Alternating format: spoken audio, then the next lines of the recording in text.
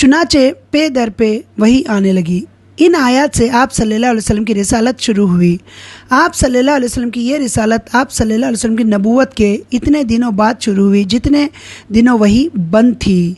इन आयत में आप सल्लल्लाहु अलैहि वसल्लम को दो तरह के काम सौंपे गए हैं और दोनों के नताइज भी बता दिए गए हैं। सुभान अल्लाह। एक काम यह है कि आप सल्लल्लाहु अलैहि वसल्लम लोगों को अल्लाह का हुक्म बताएं और बदअमली के नताइज से डराएं। आपको ये हुक्म कुम फ़अंज़िर, उठिए और डराइए के ज़रिए दिया गया, क्योंकि इसके मानी ये हैं कि आप लोगों को ये बतलाएं और समझा दें कि वो जिस तरह की गुमराही और बदअमली में मुब्तला हैं और गैर अल्लाह की पूजा और अल्लाह की ज़ात और सिफ़ात और हुकूक़ व आफ़ाल में दूसरों को शरीक ठहराने का जो काम कर रहे हैं, अल्लाह ताला इस पर उनको अज़ाब देगा। सुभान अल्लाह। अब आप देखें 5 आयतें आई और पाँचों की तफसीर यहाँ पे बता दी गई। क्यों कहा गया कि आप खड़े हो जाइए और डराइए? इसलिए बता दिया कि अल्लाह ताला ने कि उस वक्त लोग क्या है, बुतों की पूजा करते थे, मतलब गैर अल्लाह की पूजा करते थे और अल्लाह की ज़ात और सिफ़ात और हुकूक़ व आफ़ाल में दूसरों को शरीक वो लोग ठहराते थे। तो यही अल्लाह ताला ने कहा कि अल्लाह ताला उन पर अज़ाब भेज देगा, तो आप उनको डरा दीजिए। अब आप बताइए, उस दौर में तो ये था, लेकिन आज देखें आप, हमें मुस्लिम्स हो या नॉन मुस्लिम्स हो, दोनों को डराना चाहिए अल्लाह से। मुसलमानों को भी आजकल डराने की ज़रूरत हो गई बोले हम, वही बात यहाँ पे आ रही है। दूसरा काम यह है कि आप सल्लल्लाहु अलैहि वसल्लम ख़ुद अपने ऊपर अल्लाह के अहकाम लागू करें। वही है ना कि पहले हमें अपने आप को सही करना है, फिर इंशाल्लाह जब हमें लोग देखेंगे तो वो भी कहेंगे कि भाई ये रोल मॉडल हैं, ताकि आप सल्लल्लाहु अलैहि वसल्लम को अल्लाह की खुशनुदी भी हासिल हो और आप सल्लल्लाहु अलैहि वसल्लम दूसरों के लिए नमूना भी ठहरें। यह हुक्म बकाया आयत में दिया गया है। चुनाचे जैसे अल्लाह ताला ने फरमाया कि अपने रब की बड़ाई बयान कीजिए, का मतलब ये है कि आप बड़ाई और किबराई के लिए अल्लाह ही को ख़ास कर लें, उसमें किसी और को उसके साथ शरीक न ठहराएं। ठीक है, जो भी अल्लाह ही है, अल्लाह अकबर, अल्लाह बड़ा है।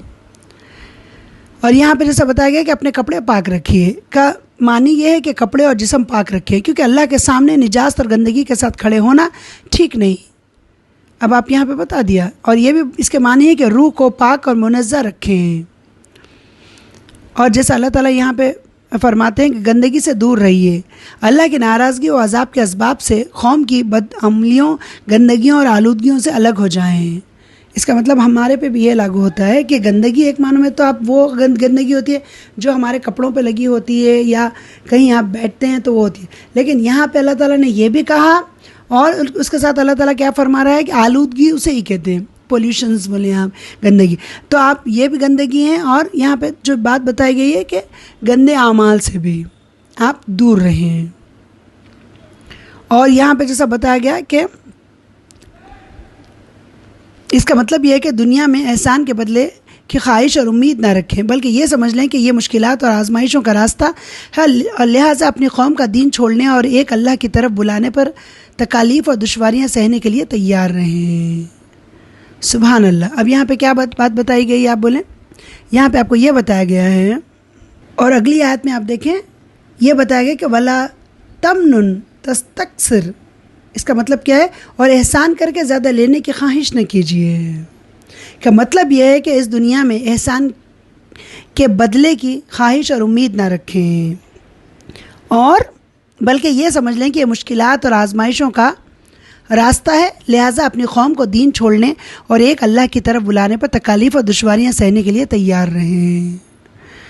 अब आप याद रखें, इसका एक मीनिंग ये भी हमारी ज़िंदगियों में हम समझ सकते हैं कि आप किसी के साथ किसी को अल्लाह ताला की बातें बताकर, किसी को गैर अल्लाह की तरफ जो लोगों का झुकाव होता है, जो शिर्क करते हैं, जो बिदात भी आप उसमें आ सकती हैं, तो जब आप इन चीज़ों से आप उनको रोकेंगे तो आपको आपकी ज़िंदगी में तकलीफ़ात आएंगे, मुश्किलें आएंगी, लोग आपको कुछ भी कहेंगे बोले। क्योंकि मोहम्मद सल्लल्लाहु अलैहि वसल्लम ने जब तबलीग़ का आगाज़ किया था ये आयत आने के बाद, तो आप जानते हैं कि आपके चचा जो अबू लहब थे और उनकी जो बीवी थी, उन्होंने आपके साथ क्या किया, इंशाल्लाह हम आगे पढ़ेंगे। तो इसका ये भी मतलब है कि आप यहाँ पे एहसान के बदले की ख्वाहिश और उम्मीद ना रखें। बस आप ज़्यादा चाहने के लिए एहसान ना करें। बस आपको काम जो दिया गया, आप हमें चाहिए कि अल्लाह ने हमें दीन का काम करने के लिए, अगर अल्लाह ने मुकर्रर किया है, दीन फैलाने के लिए मुकर्रर किया है, तो हमें दीन फैलाना चाहिए, बाकी अल्लाह पे छोड़ देना चाहिए। और जो भी तकलीफ़ होती है उसे अल्लाह के लिए सहना चाहिए। और जो भी आप दुश्वारियाँ इस रास्ते में आएंगी, आप अल्लाह के लिए वो बस बर्दाश्त करते जाएं। अल्लाह ताला पहले ही मोहम्मद सल्लल्लाहु अलैहि वसल्लम को, आप देखें कितनी गहरी बात यहाँ की गई, दूसरी वही में ही मेरे रब ने आपको हिम्मत बंधा दी कि आपके साथ ये ऐसे मामलात हो सकते हैं। सुभान अल्लाह। तो अब आप देखें, आज मैं आपसे ये उम्मीद करती हूँ, आप तमाम से जो भी ये ऑडियो सुन रहे हैं, आपको शायद सूरह अलग की पहली 5 आयतें आई ये तो पता होगा, लेकिन जो पहली वही नाजिल हुई मक्के में गारे हिरा में, लेकिन दूसरी वही के बारे में तकरीबन लोगों को इसका पता नहीं। लेकिन रब का एहसान है, आप तमाम मिल के अल्लाह ताला से अल्लाह का शुक्र अदा करें कि आज मेरे रब ने हमें ये बताया है कि जो दूसरी वही आई, देखिए बेशक आप लोगों में से कई लोगों को इस बात का पता भी होगा, लेकिन अल्लाह ताला के फजलो करम से हम इस ग्रुप में जुड़े हैं और ये बुक हम पहली बार पढ़ रहे हैं। तो मैं आपको हमेशा अपना फ़र्ज़ समझती हूँ, जो चीज़ मैं आपको बताऊँ, जो बातें अल्लाह ने हम लोगों के सामने रखी हैं, हाँ, उसको मैं आपको खोल खोल के बयान करूँ। क्योंकि जैसे मैं आपको हमेशा कहती हूँ, हम दीन पढ़ रहे हैं और दीन की हर बात हमारे दिल और दिमाग पे नक्श हो जानी चाहिए। अगर आपसे कोई पूछे कि अच्छा पहली वही कौन सी आई और कब आई, तो आप के जहन में, अब हम तजल्लियात नबूवत पढ़ लें तो आपके जहन में ये बात ज़रूर आ जानी चाहिए, आपकी याददाश्त में ये बात इतना पुख्ता होनी चाहिए कि सूरह अलग की 5 आयतें आई हैं। उसके बाद अगर आपसे लोग पूछें कि दूसरी वही, तो अब आप फिर कहेंगे कि सूरह मुदस्सिर की 5 आयतें आई हैं। और अल्लाह ताला ने उन 5 आयतों में क्या हुक्म दिया है? पहले तो अल्लाह ताला ने सूरह अलग में एक इंसान की, क्या कहना चाहिए, उसकी पर्सनैलिटी बता दी है कि एक इंसान को अल्लाह ने कैसा पैदा किया। उसके बाद अल्लाह ताला ने मोहम्मद सल्लल्लाहु अलैहि वसल्लम को ये 5 काम दिए हैं कि आप सल्लल्लाहु अलैहि वसल्लम इस तरह आप काम करिए और कौम को डराइए, अल्लाह की तरफ बुलाइए, और आप जो है अगर ऐसे कुछ लोग हैं तो फिर आप उनसे दूर रहिए, लेकिन दीन की तबलीग ज़रूर कीजिए। अब यहाँ जो इंशाअल्लाह हम आगे पढ़ेंगे, और यहाँ पर जैसा बताया गया, वली रब्बिका फस्बिर, अपने रब के लिए सब्र करें। सुभान अल्लाह, अपने रब के लिए सब्र करें। आप देखें ये बहुत गहरी बात है, जैसा मैंने आपसे कहा था कि सब्र और शुक्र अल्लाह ताला को बहुत पसंद, और ये दोनों ख़ास तौर से सब्र बहुत हिम्मत के काम है मलयाम।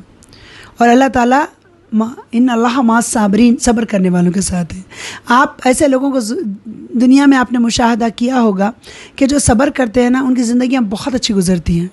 चलें, कुछ लोगों को ऐसा भी देखा गया है कि जिनका नाम साबिर होता है वो बहुत सब्र करने वाले लोग होते हैं, लेकिन लोग कहते हैं कि भाई सब्र का फल मीठा होता है, लेकिन कुछ लोगों को तकलीफ़ात उनकी बरकरार रहती है। तो देखिए, दुनिया ही आपने भी ऐसे लोगों को देखा होगा कि दुनिया ही सब कुछ नहीं है, आखिरत भी है ना, आप बताएं। तो अल्लाह ताला देखने वालों में ज़्यादा देखने वाला है, सुनने वालों में ज़्यादा सुनने वाला है। हर एक की तकलीफ़ का अल्लाह से बढ़कर जानने वाला कौन है, आप बताएं। तो यहाँ पे जैसा अल्लाह ताला फरमा रहा है मोहम्मद सल्लल्लाहु अलैहि वसल्लम से कि अपने रब के लिए सब्र करें। बस आप कुछ भी दुश्वारियाँ आपके पास आएँ, आपकी ज़िंदगी में आएँ, मुश्किलें आएँ, लेकिन अपने रब के लिए सब्र करें। तो हम भी जब दीन की तबलीग को निकलें तो हमें कुछ भी दुश्वारियाँ आएँ, तकलीफ़ें आएँ, हमें लोग कुछ भी कहें, समझ रही हैं आप, कुछ भी कहें हमारे बारे में, लेकिन अपने रब के लिए सब्र करें, किसी के लिए सब्र ना करें। हमारी ज़ाती क्या है आप बताएं, रब ही ने पैदा किया ना। अभी आपको हकीकत बता दी ना सूरह अलग में आप क्या चीज़ हैं। तो जब हम कोई चीज़ ही नहीं है तो फिर हम अपनी अना, अपनी इज़्ज़त, अपना वक़ार, हम ये क्यों लाएं इस ऐसे जगहों पे, बताएं। बस सब्र करें, आपका काम है दीन पेश करना, मुस्लिम्स नॉन मुस्लिम्स तमाम। कुरान या अय्युहन नास है लोगों, कुरान सबके लिए आया है, तो सबके सामने हमें दीन पेश करना चाहिए। अल्लाह ने जिनको हिदायत दी वो कबूल कर लेंगे, अगर अल्लाह ने किसी को हिदायत नहीं दी तो भी कोई बात नहीं, आप अपनी जगह रहें। तो यहाँ जैसा बताया गया कि अपने रब के लिए आप सब्र करें, तो बस अल्हम्दुलिल्लाह रब्बिल आलमीन सब्र करना चाहिए। और तबलीग का आगाज़ यहाँ पे देखें, आप जब ये आयतें आ गई तो अल्लाह ताला ने आपसे जो फरमाया कि उठिए ऐ ओढ़ लपट कर सोने वाले, ऐ कंबल पोश, कंबल ओढ़ कर सोने वाले, उठिए और डराइए लोगों को। सुभान अल्लाह, डराइए और अपने, सुभान अल्लाह। आप देखें अल्लाह ताला ने एक के बाद एक कैसा अल्लाह ताला ने कहा कि अपने रब की बड़ाई बयान कीजिए, बस अपने कपड़ों को पाक रखिए। अच्छा, यहाँ पे मैं आपको एक बात ज़रूर कहना चाहूँगी कि रब की बड़ाई बयान करने के लिए भी कपड़ों को पाक रखना है। समझ गए आप? चाहे आप दीन की तबलीग करें, देखिए यहाँ पे आप इसको नमाज भी ले सकती हैं, इबादत भी ले सकती हैं, दीन की तबलीग भी ले सकती हैं, ठीक है। मतलब अल्लाह के नाम लेने के लिए, समझ रहे हैं? देखिए वैसा अगर मैं आपसे ये कहूँ कि ज़बान हमारी पाक होती है, इवन हम पीरियड्स में भी क्यों ना रहें, आप बराबर पढ़ सकती हैं, ठीक है। तो आप ज़बान तो पाक रहती है, लेकिन अगर आपके बस में है तो आप कपड़े भी पाक रखें। बस की बात मैंने की है। कहीं आप ऐसी जगह हैं जहाँ आप नहा नहीं सकती, आप कपड़े धो नहीं सकती, आप सफ़र पर रहें तो वो छोड़ दें। लेकिन यहाँ पे जो मेरे रब फरमा रहे हैं कि बस अपने रब की बड़ाई बयान कीजिए, अपने कपड़ों को पाक रखिए। तो हमें भी क्या चाहिए कि जब हम दीन की तबलीग करें, जब हम कोई ऐसी जगह जाएं जहाँ दीन की बातें हो रही हों, कुछ इज्तिमा अटेंड करें या कुछ वाज़ व नसीहत जहाँ हो रही हो जाएं, तो हम अपने आप को पाक करके जाएं, ठीक है। अब यहाँ जैसे बताया गया कि दीन तबलीग का आगाज़, इन आयत के उतरने के बाद नबी सल्लल्लाहु अलैहि वसल्लम दावत और तबलीग के काम में लग गए। सुभान अल्लाह। चूँकि आप सल्लल्लाहु अलैहि वसल्लम की कौम उक्खड़ और बुत परस्त थी, बाप दादा से जो कुछ होता आया था उसको हक़ समझती थी, इसमें अकड़ और तकब्बुर भी था, और वो अपने मामलात के फ़ैसले तलवार से किया करती थी। इसलिए अल्लाह ताला ने आप सल्लल्लाहु अलैहि वसल्लम के लिए ये रास्ता चुना कि तबलीग का काम खामोशी और राजदारी से करें, और सिर्फ़ इसी को मुखातिब करें जो भला, हक़ पसंद और काबिल इत्मीनान हो, और उनमें भी सबसे पहले अपने घर, कुंबे, कबीले और दोस्त अहबाब को दावत दें, ठीक है। अब मैं आपको इसको थोड़ा सा एक्सप्लेन कर दूँ, उसके बाद हम इंशाअल्लाह वक्त अगर रहता है तो हम आगे बढ़ते हैं। देखिए यहाँ पे जैसा बताया गया कि मोहम्मद सल्लल्लाहु अलैहि वसल्लम को अल्लाह ताला ने जो काम दिया तो आपने बखुशी उसे कबूल किया।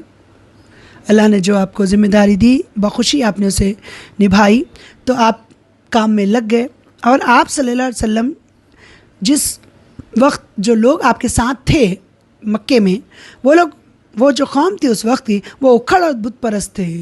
वही वो पूजा करते थे बुतों की। और उखड़ किसे कहते हैं आप जानते हैं ना? उखड़ मतलब रफ़ बोले आप, हमारी ज़बान में क्या कहेंगे, भाई बड़ा उखड़ इंसान है, बड़ा उखड़ आदमी है, बड़ी उखड़ी औरत है, मतलब जो मुंह में आया कह देना, रफ़ बात करना, उसे कहते हैं उखड़, ठीक है। मतलब मैंने जहाँ तक उखड़ का मीनिंग निकाला, अब आप क्या निकालती है वो आप पे डिपेंड करता है, ओके।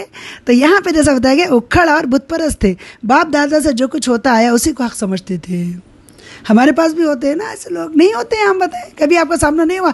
अल्लाह से दुआ करेंगे, मुझे तो बड़ा डर लगता है ये ऐसे लोगों से जो लड़ाई झगड़ा करते हैं या उखड़ मिजाज, ये क्योंकि ऐसे लोग हमारी आजमाइश होते हैं। फिर हमें अपने सब्र का दामन नहीं छोड़ना चाहिए जब किसी से ऐसे लोगों से हमारी मुलाकातें हों या आमना सामना हो जाए। तो यहाँ पे क्या बात बताया गया कि ये लोग क्या करते थे, बाप दादा से जो कुछ होता है इसी को हक़ समझते थे।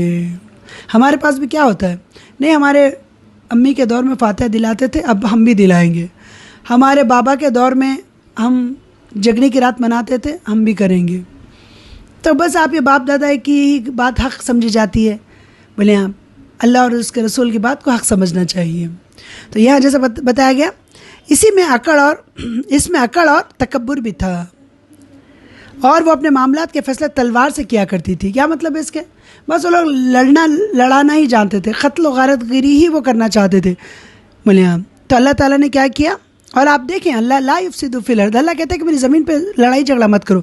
इसीलिए अल्लाह ताला ने ये रास्ता चुना कि मोहम्मद सल्लल्लाहु अलैहि वसल्लम जो दीन की तबलीग का काम है वो खामोशी और राजदारी से करें, और सिर्फ इसी को मुखातिब करें। देखिए जो पीरियड में अल्लाह ताला ने कहा ना इस तरह करें, मोहम्मद सल्लल्लाहु अलैहि वसल्लम इस तरह किया, लेकिन जब अल्लाह ताला का हुक्म आया कि अब आप खुलेआम दीन की तबलीग करें, तो फिर आपने खुलेआम दीन की तबलीग की। इंशाअल्लाह ताला अज़ीज़ हम वो भी आगे पढ़ेंगे इसी किताब में इंशाअल्लाह। तो देखिए जो अल्लाह का हुक्म था आपने उस पर सर झुका दिया। जैसा मेरे रब ने कहा कि आप राजदारी से काम लें, तो आपने क्या किया, राजदारी से काम लिया, खामोशी से ये आपने ये काम किया, और सिर्फ उसी को मुखातिब करें जो भला, हक़ पसंद और काबिल इत्मीनान हो, और उनमें सबसे पहले अपने घर। अब आप देखें क्या मतलब है इसका, मुझे आप एक बात बताएं। सबसे पहले अपने घर वालों को आप दीन की तबलीग करें। देखें आपको मैं एक बात बताऊं, हम सब अल्हम्दुलिल्लाह रब्बिल आलमीन रब के फजल करम से समझदार लोग हैं, ठीक है। अल्लाहुम्मा फ़क़्हिना फ़िद्दीन, दीन की समझ अल्लाह हमें दे। लेकिन दुनियादारी के हिसाब से तो हम समझदार ही हैं। क्या ख्याल है आपका? दुनियादारी के हिसाब से तो हम बहुत समझदार हैं। आप दीन के मामले में तो अल्लाह से बेहतर कोई नहीं जानता कि किस में कितनी समझ दीन की मेरे रब ने दी है, लेकिन दुआ मांगते रहें, ठीक है। अब मैं आपको यहाँ पे ये बात मैं आपको इसलिए यहाँ पे कर रही हूँ कि अल्लाह ने जो यहाँ हुक्म दिया है कि सबसे पहले अपने घर वालों से शुरू करें। अब आपने कई लोगों को देखा होगा जो बहुत मतलब दीन इस्लाम की बातें करते हैं, एक वक्त की नमाज़ नहीं छोड़ना चाहिए, इस तरह करना चाहिए, लेकिन उनके अमल में आप नहीं देखते वो चीज़। हाँ, बच्चों को अच्छी तरबियत देनी चाहिए, बच्चों को हाफिज़ बनाना चाहिए, बच्चों को कुरान पढ़ाना चाहिए, हाँ, बच्चों को हमेशा इस्लामी दीन का माहौल देना चाहिए, लेकिन आप उनमें ऐसी कोई चीज़ नहीं देखते। खैर, आप उनके मुंह पे तो नहीं कहते, लेकिन आपके जहन में ख्याल ज़रूर आता है, या आप किसी के सामने कह भी देते हैं कि भाई देखो, कहते तो बहुत कुछ है, उनके अमल में कहाँ ये चीज़ें नज़र आती हैं। तो पहली चीज़ आप याद रखें, अगर आप दीनदार बन गए हैं तो आप अपने घर वालों को दीनदार बनाएं। अगर आपने अपने घर वालों को भी ठीक कर लिया ना, तो आपके लिए बहुत बड़ी कामयाबी है, दुनिया आखिरत की में बहुत बड़ी कामयाबी है। आप जहन्नुम से अपने घर वालों को बचा लेंगी, दुनिया के फितनों से आप अपने घर वालों को बचा लेंगी, आप खुद भी बच जाएंगी, और अल्लाह के खानितीन बंदों में आपका नाम, अल्लाह के महबूब तरीन बंदों में आपका नाम आ जाएगा। आपने सिर्फ अपने घर वालों को भी ठीक कर लिया। इसलिए मैं आपसे बार बार घर वाले के, अपने ख़ानदान वाले, अपने घर वालों का नाम बार बार मैं आपके सामने लेती हूँ। देखें, हम अपने जहाँ भी हम जाएं अपने घर वालों के साथ ही जाते हैं। कोई ऐसी जगह जहाँ हम अपने घर वालों को छोड़ कर जाते हैं, आप बताएं? कोशिश करते हैं कि सबको हम अपने घर वालों को लेकर चलें। तो जब हम दीन सीख रहे हों, दीन अल्लाह ताला का अता करता इतना बेहतरीन हमारे लिए, अल्लाह ने हमारे लिए एक जन्नत का रास्ता इसी के ज़रिए हमें बताया है, दीन इस्लाम के ज़रिए, तो क्या हम अपने घर वालों के सामने ये चीज़ पेश ना करें? आप बोलें, यही बात यहाँ पे की गई है कि सबसे पहले अपने घर, कुंबे, कबीले और दोस्त अहबाब को दावत दें। अब मुझे आप क्या कहना चाहिए, ऑडियो 1-2-5 मिनट की रिकॉर्ड करके ज़रूर मुझे बोलें कि आपने कितने लोगों को दावत दी। मैं आपको दुनियावी दावतों की बात नहीं कर रही हूँ कि आप दीन की दावत की बात करें, और कितने लोग आपके बुलाने पर लोगों ने इस दावत को कबूल किया। आपने आपके घर वालों में क्या ये बात उन्होंने कबूल कर ली? बोले आप। और सेकेंड मैन, कुंबे कबीले, कुंबे कहते हैं आपके ख़ानदान की बात है, कितने ख़ानदान वालों ने सुभान अल्लाह आपकी पुकार पर लब्बैक कहा? कबीले और दोस्त अहबाब को दावत दी आपने, कितने दोस्त अहबाब आपके इस तरफ आए? अगर आए हैं तो अल्हम्दुलिल्लाह रब्बिल आलमीन बोलें आप, और अल्लाह का शुक्र अदा करें, और मज़ीद अल्लाह ताला आपकी ज़बान में वो असर दे जिससे लोग मेरे रब के कलाम की तरफ, रसूल की सुन्नतों की तरफ खींचे चले आए, दीन इस्लाम की तरफ खींचे चले आए, जौक़ दर जौक़ दीन इस्लाम में दाखिल हों। बस हम यही दुआ कर सकते हैं। अल्लाह ताला, हम अपना काम कर रहे हैं, अल्लाह ने जो हमें मनसब दिया है, अल्लाह ताला ने जो ज़िम्मेदारी हमें दी है, बस आप पूरा करें। तो अगर आपने नहीं किया तो आज से आप अपनी ड्यूटी ज़रूर निभाएं। आप अपने दीन जो भी आप पढ़ लें, अपने घर वालों को इससे डराएं, उनको खुशखबरियाँ भी सुनाएं, जहन्नुम से डराएं, जन्नत की खुशखबरियाँ सुनाएं, पाकी के बारे में बताएं जैसा सूरह मुदस्सिर की आयतों में बताया गया है, और आपके ख़ानदान वालों को, कबीले वालों को, दोस्त अहबाब सबको बताएं। जब आप बता चुकें तो मुझे फिर ऑडियो करें, ठीक है, सेंड करें कि मैं भी जानना चाहती हूँ। अल्लाह ताला आप तमाम लोगों को हक़ में मेरी दुआ है, और मेरे अपने हक़ में भी मेरे लिए दुआ है। मेरे घर वाले, मेरे कुंबे वाले, मेरे कबीले वाले, मेरे दोस्त, मेरे अहबाब, बस अल्लाह ताला उनको दीन इस्लाम पर ज़िंदा रखे, दीन इस्लाम ही पे मौत दे, और अल्लाह ताला हम में जो मेरे रब ने ज़िम्मेदारी दी है हम उसे पूरी तरह निभाएं। हमारी ज़बानों में मेरे रब वो तासीर दे, वो असर दे कि हम जिससे भी दीन की बात करें उससे दीन की मोहब्बत हो जाए, और हम उसके दिल में अल्लाह और उसके रसूल की मोहब्बत पैदा कर सकें। हमें अपनी मोहब्बत पैदा करना नहीं है, आप याद रखें। अगर आप मुझसे कहें आप बहुत अच्छे हैं, या मैं आपसे कहूँ आप बहुत अच्छी हैं, आप बहुत अच्छी बात करती हैं, ये बातों से क्या करना है? बोले ये दुनियावी चीज़ें हैं, आप मुझे पसंद करें, मैं आपको पसंद करूँ। हमें दीन का काम हम इसलिए कर रहे हैं कि जिनके दिलों में अल्लाह की मोहब्बत नहीं है, उनके दिल में अल्लाह की मोहब्बत डालें। अगर मैं आपसे कहूँ कि आप मुझे पसंद करें, मैं बहुत अच्छी हूँ, ऐसा तो ये तो शख्सियत परस्ती होगी। बोले जबकि शख्सियत परस्ती हमारे पास करना नहीं है। बोले हम क्या है, आप जैसी, जिस मिट्टी से आपको बनाया गया उस मिट्टी से मुझे भी बनाया गया, आप जैसे हैं वैसे मैं भी हूँ। बोले ये मेरे रब का फ़ज़ल है कि अल्लाह ने हमें इस ग्रुप से जोड़ा और अल्लाह हमसे ये काम लेना चाह रहा है। तो हमें क्या करना चाहिए? अल्लाह जो हुक्म हमें दे रहा है वो अपने घर वाले, अपने ख़ानदान वाले, अपने क़बीले वाले, अपने दोस्त, अपने अहबाब, जो जो आपसे जिन जिन से आपके टर्म्स हैं, जो जो आपको जानती हों, जिन जिन को आपका नाम पता हो, तो आप ज़रूर दीन की दावत दें उन्हें। और अपने आप को अल्लाह अस्तग़फ़िरुल्लाह माज़अल्लाह, अल्लाह हमें तकब्बुर से बचाए। तमाम बड़ाइयाँ मेरे रब के लिए, तमाम तकब्बुर मेरे रब के लिए। अस्तग़फ़िरुल्लाह रब्बी मिन कुल्लि ज़म्बिन व अतूबु इलैहि या हय्यु व क़य्यूम बिरहमतिका अस्तग़ीस। हम अपने आप को कुछ ना समझें, बस अल्लाह का शुक्र अदा करते हुए हम इस काम को आगे कोशिश करेंगे कि इसको हम ले जाएँ और अल्लाह इसको कबूल करे। तो इंशाअल्लाह ताला अज़ीज़ सुने आप, और फिर अगली ऑडियो में आपसे मुलाकात होती है। और इंशाअल्लाह ताला अज़ीज़ अभी मैं पूरी कोशिश करूँगी कि अगली ऑडियो में आपके सूरतुल अनाम भी मैं इंशाअल्लाह कंप्लीट कर लूँ। और इंशाअल्लाह आप कल तो जुमा है, तो इंशाअल्लाह कोशिश करूँगी कि मैं कल भी आपका जो टॉपिक है इंशाअल्लाह उसको ले लूँ। बस दुआओं में याद रखें, अल्लाह ताला हम सब जो अपने लेवल पे काम कर रहे हैं अल्लाह उसको कबूल करे, और मज़ीद अल्लाह ताला हमें ऐसे लोगों से मिलाए जो हमारी दीन की दावत को कबूल करने वाले हों। अल्लाह ताला हम सब के दिल बदल दे और सिर्फ अल्लाह ताला अपने ही तरफ फेर दे। आमीन या रब्बल आलमीन। सुब्हानक अल्लाहुम्मा व बिहम्दिका नशहदु अन ला इलाहा इल्ला अंता नस्तग़फिरुका व नतूबु इलैक। अस्सलामु अलैकुम रहमतुल्लाहि व बरकातुहू। अस्सलामु अलैकुम रहमतुल्लाहि व बरकातुहू। नहमदु व नुसल्ली अला रसूलिहिल करीम, अम्मा बाद।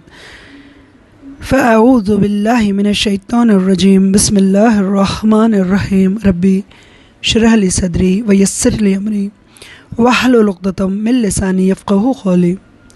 अल्हम्दुलिल्लाहि रब्बिल आलमीन वस्सलातु वस्सलामु अला मुहम्मदिल मबऊसी रहमतुल आलमीन व हुद्दल लिल मुत्तक़ीन व अला आलिहि व सहबिही अजमईन। इंशाअल्लाह ताला आज हम तजल्लियात नबूवत में जो चैप्टर पढ़ रहे थे कि वही की बंदिश और दोबारा नुज़ूल।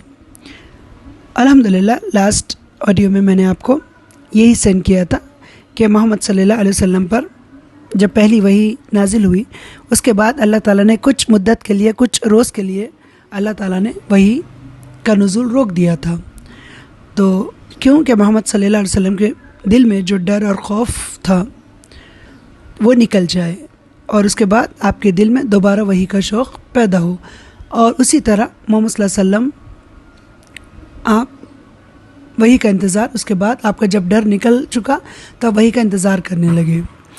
ये यहाँ तक मैंने आपको पिछली ऑडियो में सेंड किया था। अब आगे आप देखें, इधर गोशे नशीनी की बकाया मुद्दत पूरी करने के लिए आप सल्लल्लाहु अलैहि वसल्लम वर्क़ा के पास से पलट कर दोबारा गारे हिरा में तशरीफ़ ला चुके थे। फिर जब माह रमज़ान ख़त्म हो गया और आपकी मुद्दत एतिकाफ़ पूरी हो गई तो हस्ब आदत पहली शव्वाल को सुबह हिरा से उतर कर मक्का रवाना हुए। अब यहाँ पे क्या बात बताई गई आप कि मोहम्मद सल्लल्लाहु अलैहि वसल्लम पे जब सूरह अलक़ की 5 आयत नाजिल हुई, तो उसके बाद जब आपने हज़रत खतीजा रदियल्लाहु अन्हा से जाकर जब ये वाक़या बयान किया, तो उन्होंने अपने भाई हज़रत वर्क़ा बिन नौफ़ल के पास वो लेकर गई, और उन्होंने जो कहा, मैंने आपको पिछली ऑडियो में कहा था कि अगर मैं ज़िंदा रहा तो मैं ज़रूर आपकी मदद करूँगा। और ये वही फ़रिश्ता है जो मूसा अलैहिस्सलाम पर भी आया था, और आपने कहा कि यहाँ की कौम आपको निकाल देगी। तो मोहम्मद सल्लल्लाहु अलैहि वसल्लम ने ये तमाम बातें उनसे वर्क़ा बिन नौफ़ल से सुनी। उसके बाद आपने फिर क्या किया, जो मुद्दत आपकी बाकी थी, क्योंकि जो वाक़या मैंने आपको सुनाया था ये 21 रमज़ान का वाक़या था, तो 21 रमज़ान के बाद यहाँ पे जो बात अभी मैंने आपके सामने पढ़ी कि मोहम्मद सल्लल्लाहु अलैहि वसल्लम फिर पलट कर आपके गारे हिरा में आए और वहीं पे आप रहने लगे। और फिर जब माह रमज़ान ख़त्म हो गया, आपकी मुद्दत एतिकाफ़ पूरी हो गई, क्योंकि आप एतिकाफ़, उसके बाद आप शायद आपने एतिकाफ़ किया, तो आपकी जब एतिकाफ़ की मुद्दत पूरी हो गई तो आप हस्बे आदत पहली शव्वाल की सुबह हिरा से उतर कर मक्का रवाना हुए। अब आप ये सोच रहे होंगे कि हिरा मक्के में ही गारे हिरा है, लेकिन उस ज़माने में जैसा मैंने आपसे कहा ना कि जैसा कि अब आप देखें उहद का पहाड़, जैसा अभी हम मदीने की जब हिस्ट्री पढ़ेंगे इंशाअल्लाह ताला अज़ीज़, आप दुआ करें कि इंशाअल्लाह मैं आपको ज़रूर पढ़ कर सुनाऊँ। मदीने की हिस्ट्री भी बहुत अच्छी है इंशाअल्लाह, मेरे पास बुक हैं, वो भी दारुस्सलाम ही के, मक्का और मदीना। दुआ करें आप कि हम इंशाअल्लाह ये सफ़र जारी व सारी रखें और इंशाअल्लाह ताला अज़ीज़ हम हर चीज़ कवर कर सकें जो हमारी मालूमात में नहीं है। अल्लाह हमें ऑथेंटिक चीज़ों की इल्म दे और दीन का सही आप बोलें जो भी इल्म है, अल्लाह हम सबको नवाजे ताकि हम इस उम्र में ही सही बोले आप सही दीन जान सके। तो इंशाल्लाह ताला अज़ीज़ आपको मैं ये बात इसलिए कह रही हूँ कि मदीने की हिस्ट्री में भी यही बताया गया है कि जब जंग उहद हुई तो उहद का जो पहाड़ था, उहद का जो मैदान था, वो मदीने की आबादी से दूर था। लेकिन अब आप देखें मदीने की उहद मदीना ही में आ चुका है। तो उस ज़माने में तो आबादी बहुत कम थी, तो उहद का इलाका वो अलग कहलाता था और मदीना अलग कहलाता था। उसी तरह यहाँ भी हो सकता है कि उस ज़माने में आबादी बहुत कम थी, तो मक्के का इलाका मक्का कहलाता और हीरा दूर था, गारे हीरा तो दूर कहलाता। जैसे अब आप देखें आजकल हैदराबाद की मिसाल आप लें तो हैदराबाद पहले आप हैदराबाद सिकंदराबाद ही के हद तक था, लेकिन आजकल इतनी दूर फैल चुका है कि हैदराबाद बहुत दूर तक आप बोलें साइबराबाद क्या क्या बना दिया गया है बोले हम। तो इसी तरह जब आबादी बढ़ती है तो शहर से बाहर आप बसना शुरू हो जाते हैं लोग, इसी तरह शहर का नाम भी आगे चलता चला जाता है। तो वही बात यहाँ भी की गई है कि मोहम्मद सल्लल्लाहु अलैहि वसल्लम हस्ब आदत पहली शव्वाल की सुबह हीरा से उतरकर मक्का रवाना हुए। अब यहाँ पे आप सल्लल्लाहु अलैहि वसल्लम का इरशाद मुबारक है कि मैं पहाड़ से उतरकर मैदान में पहुँचा तो मुझे पुकारा गया। मैंने दाईं देखा तो वहाँ कुछ दिखाई ना दिया, बाईं देखा तो वहाँ भी कुछ दिखाई ना दिया, फिर आगे देखा तो वहाँ भी कुछ नज़र ना आया, फिर पीछे देखा तो वहाँ भी कुछ नज़र ना आया। उसके बाद मैंने सर ऊपर उठाया तो क्या देखता हूँ कि जो फरिश्ता हीरा में मेरे पास आया था वही आसमान और ज़मीन के दरमियान कुर्सी पर बैठा हुआ है। ये देखकर मेरा पूरा वजूद उसके रुआब से भर गया, यहाँ तक कि मैं ज़मीन की तरफ जा झुका। फिर मैं खतीजा रदियल्लाहु अन्हा के पास आया और मुझे कहा, मुझे चादर उड़ा दो, मुझे चादर उड़ा दो, मुझ पर कंबल डाल दो और ठंडे पानी के छींटे मारो। उन्होंने कंबल उड़ा दिया, ठंडे पानी के छींटे मारे, फिर यह आयतें नाजिल हुई। अब आप देखें यहाँ जो वाक़या पेश आया कि आप जब आए दोबारा गारे हिरा से उतर कर और हज़रत खतीजा आपने हज़रत जिब्रील को देखा और वही क़िस्सा हज़रत खतीजा रदियल्लाहु अन्हा से जब आपने बयान किया तो उसके बाद आपने कम्बल उड़ाया हज़रत खतीजा ने, फिर ठंडे पानी के छींटे मारे, फिर ये आयतें सूरह मुदस्सिर की नाजिल हुई। ठीक है, यहाँ पे मैं आपको ये आयतें पढ़ने से पहले ये जो अभी यहाँ पे बताया गया मैं इसको एक्सप्लेन आपको ज़रूर कर दूँ। देखिए आप सोचें हज़रत जिब्रील के बारे में मैं आपको थोड़ा बता दूँ। अल्लाह ताला के पास, खैर मैंने आपको बताया, लेकिन जैसे मैं आपको हमेशा कहती हूँ इस ग्रुप में लोग ज्वाइन होते ही रहते हैं और आप लोगों को भी उनके साथ एक रिमाइंडर्स मिल ही जाते हैं अल्हम्दुलिल्लाह। तो अल्लाह ताला के पास 4 फरिश्ते बहुत मुक़र्रब हैं जिनके नाम आप जानते हैं। मीकाईल अलैहिस्सलाम जो बारिश बरसाते हैं, इज़राइल अलैहिस्सलाम जो आप मलिकुल मौत हैं, और आपके इसराफील अलैहिस्सलाम जो सूर फूंकने वाले हैं, और आपके जिब्रील अमीन जो वही लेकर नाजिल होते हैं। तो जिब्रील अमीन के बारे में आता है कि जिब्रील अमीन के 700 पर हैं, 700। ठीक है, 700 आपके फेदर्स बोले हैं पर जिब्रील अमीन के हैं। तो यहाँ पे जैसा बताया गया है कि जब आपको आवाज़ दी गई, आप जब गारे हिरा से मोहम्मद सल्लल्लाहु अलैहि वसल्लम उतर कर नीचे जब मैदान में आए तो आपको आवाज़ दी गई। अच्छा, यहाँ पे मैं आपको एक बात ज़रूर कहना चाहूँगी, आजकल वहाँ पे मैदान नहीं, वहाँ तो घर बने हैं अल्हम्दुलिल्लाह रब्बिल आलमीन। आप जितने लोगों ने देखा हो, अल्हम्दुलिल्लाह रब ने मुझे भी मौका दिया वहाँ जाने का, लेकिन मैं ऊपर पहाड़ पर चढ़ नहीं सकी, वो एक अफसोस रहा ज़िंदगी में। इंशाअल्लाह ताला अज़ीज़ अब अल्लाह ताला से दुआ है कि अल्लाह ताला हिम्मत और ताकत दे मेरे रब कि हम गारे हिरा में उस ऊंचाई पे पहुंच सके जहाँ पे आप देखें, आपने अगर देखा होगा कि पहाड़ की ऊंचाई पर जहाँ पे वही नाजिल हुई वहाँ पे उसको मार्क कर दिया गया है। तो बस मैं आप तमाम के लिए भी दुआ गो हूँ और अपने लिए भी, अपने फैमिली मेम्बर्स नस्लों के लिए कि हम सब लोग गारे हिरा देखें। आमीन या रब्बिल आलमीन, हमारी नस्लें भी गारे हिरा देखें। तो इंशाअल्लाह ताला अज़ीज़ अल्लाह से दुआ है कि अल्लाह जब अब ले जाए तो इंशाअल्लाह अब अल्लाह ताला क्या कहना चाहिए, बोलिए ताकत दे, अल्लाह क़ुव्वत दे कि उतनी ऊपर हम चढ़ सकें अल्हम्दुलिल्लाह रब्बिल आलमीन। इंशाअल्लाह ताला अज़ीज़ अल्लाह से दुआ करते हैं अल्लाह हम सबको सेहतमंद रखे। आप बोले हमेशा आप लोग सेहत की दुआ मांगा करें। इंसान 2 चीज़ों की कदर नहीं करता, लेकिन ये 2 चीज़ें इंसान की ज़िंदगी में बहुत इम्पोर्टेंस रखती है, बहुत इम्पोर्टेंट हैं। एक वक्त और दूसरी सेहत, ये दोनों चीज़ें जाने के बाद आप याद रखें इंसान को कदर होती है इन दोनों की चीज़ की, वक्त की भी कदर होती है और सेहत की भी। तो ये बहुत बड़ी नेमतें अल्लाह ताला की हैं। तो बस अल्लाह ताला से दुआ करें कि अल्लाह ताला ये दोनों चीज़ों में मेरा रब हमें बरकत दे और अल्लाह ताला हमसे राज़ी हो। आमीन या रब्बिल आलमीन। तो यहाँ पे जैसा मैं आपको यही कह रही थी कि जिब्रील अमीन के बारे में कि जिब्रील अमीन जो है उनको 700 पर हैं। तो आप सल्लल्लाहु अलैहि वसल्लम ने जब अपना नाम सुना, जब जिब्रील अमीन ने आपको पुकारा कि तो आपने इधर देखा, उधर देखा, दाएं बाएं सब देखा, आपको कुछ नज़र ना आया। फिर आपने अपना सर उठाया तो जो देखा आपने कि हज़रत जिब्रील ज़मीन और आसमान के दरमियान कुर्सी पे बैठे हुए हैं। सुभान अल्लाह। ये देखकर मेरा पूरा वजूद उनके रुआब से भर गया। मतलब आप देखकर फिर मतलब एकदम आप एक एहसास आपको हुआ ऐसा।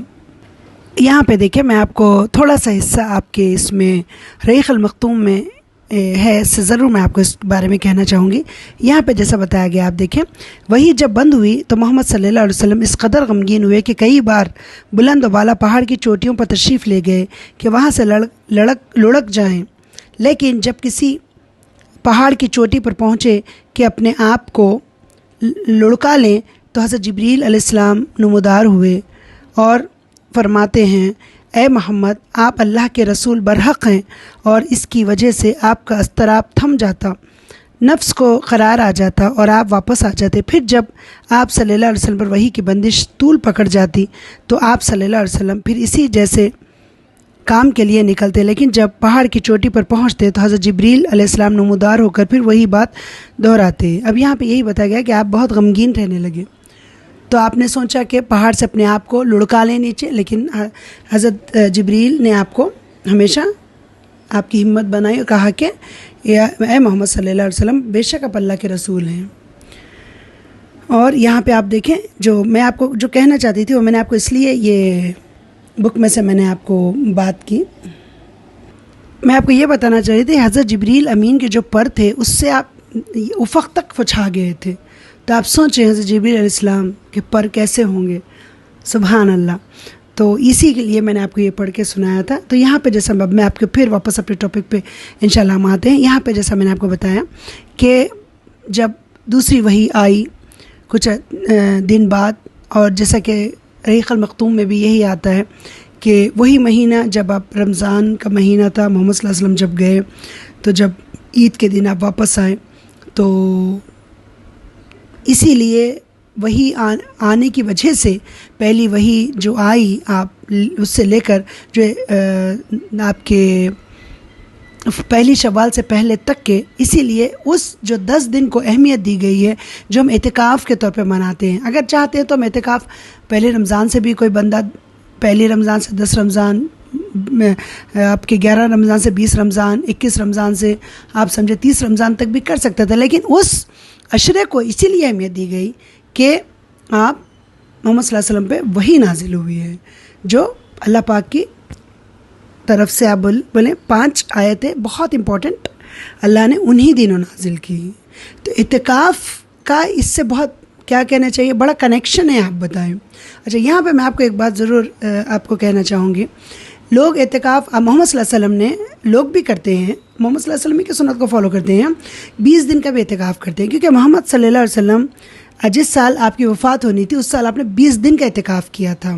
तो अगर कोई इंसान 20 दिन का भी इत्तिकाफ़ करना चाहता है तो सुन्नत से साबित है। ठीक है, अब हम आए, अब ये जो हम पढ़ रहे थे कि जब हज़रत मोहम्मद सल्लल्लाहु अलैहि वसल्लम आए घर, और आप आकर जब हज़रत खतीजा से कहा कि जब जिब्रील अमीन को देखा तो आप फिर बहुत आप पे रुआब छा गया। फिर आप आए और हज़रत खतीजा से कहा कि मैं लेट गए और कहा कि मुझे कम्बल उड़ा दो, मुझे चादर उड़ा दो।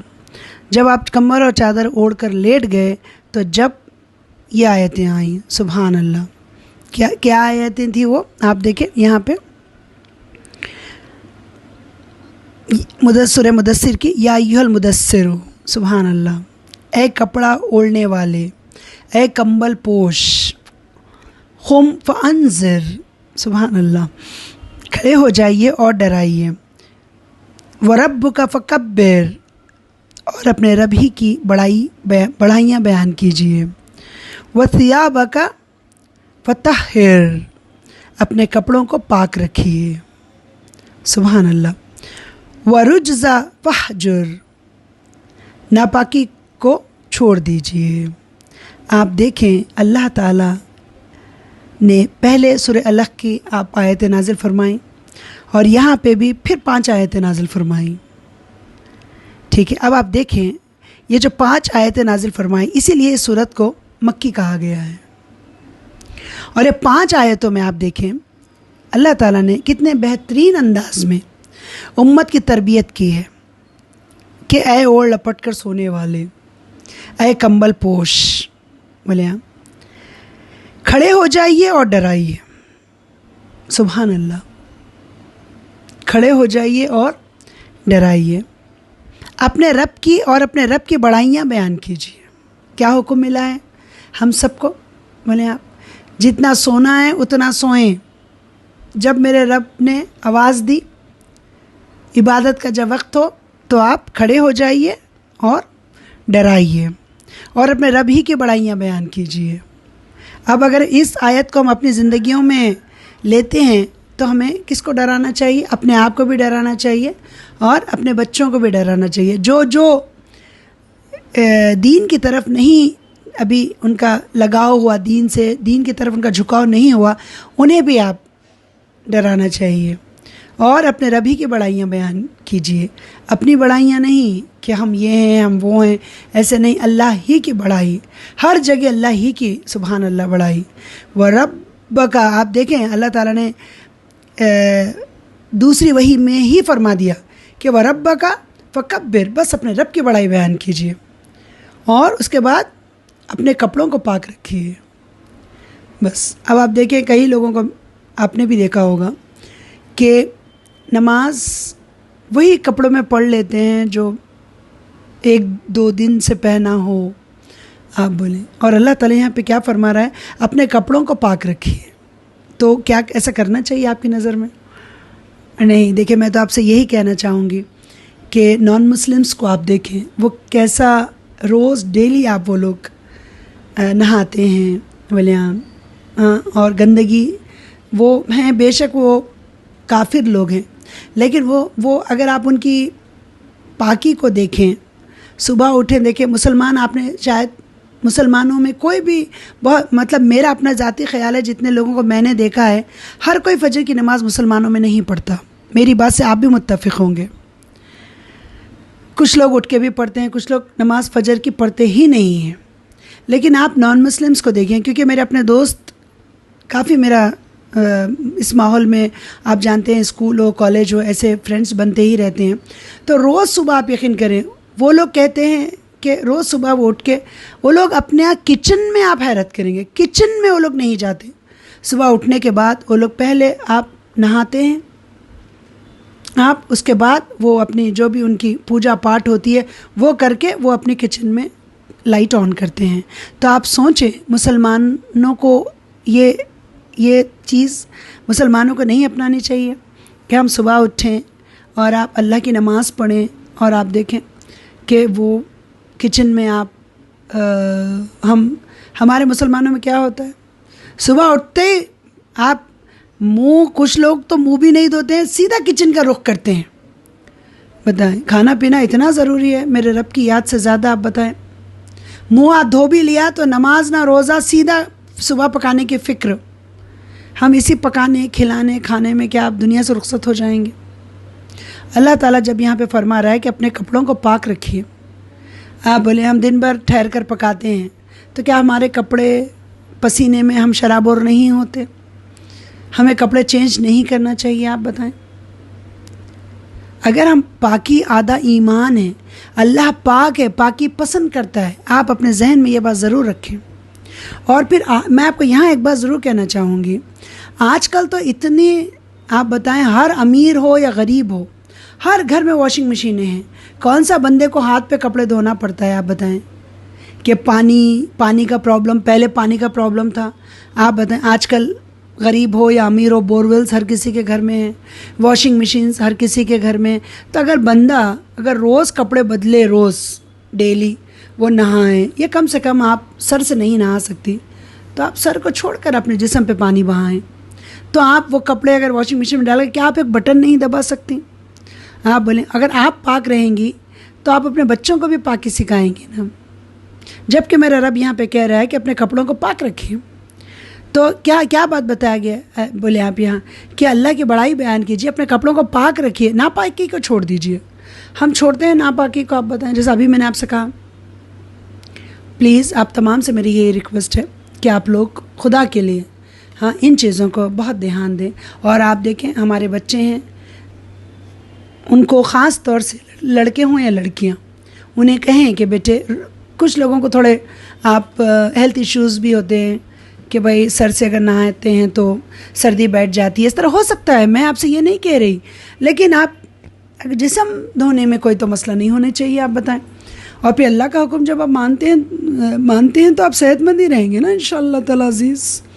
आप बोलें तो मेरी आप तमाम से रिक्वेस्ट है, इस पर नज़रसानी ज़रूर किया करें। आप बच्चों को अपने रोज़ नहाने के लिए कहें, और बच्चे तो बाहर जाते ही हैं हमारे, पाकी आधा ईमान है, आप बोलें। और हमें भी चाहिए कि हम अपने पाक साफ़ रहें। तो यहाँ जैसा बताया गया, आप देखें, और गंदगी से हम अलग थलग रहे हैं, ये भी यहाँ पे बताया गया, ठीक है। तो यहाँ पे जैसा बताया गया, ये वाक़या नमाज फ़र्ज़ होने से पहले का है। अब इसे क्या पता चलता है कि नमाज फ़र्ज़ भी मक्के ही में हुई। ये वाक़या नमाज फ़र्ज़ होने से पहले का है। उसके बाद वही में गर्मी आ गई। गर्मी आ गई मतलब जल्दी जल्दी वही आने लगी।